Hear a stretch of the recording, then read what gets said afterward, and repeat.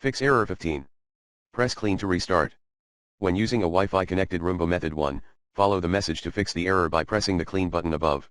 Method 2, perform a system reboot, if the problem persists. 1.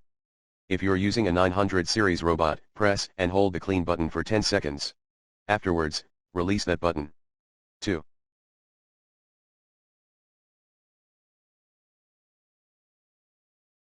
If you are running a 500, 600, 700, 800 series robot, press and hold the dock and spot buttons in the same time.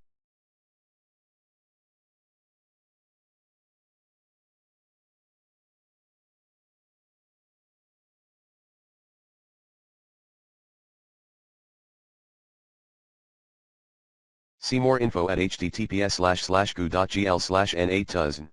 If the above methods did not help you out, please contact iRobot customer care via phone 1-877-855-8593 or email https://homesupport.irobot.com/app/ask during Monday through Friday, 9 a.m. to 9 p.m. EST, or Saturday and Sunday, 9 a.m. to 6 p.m. EST.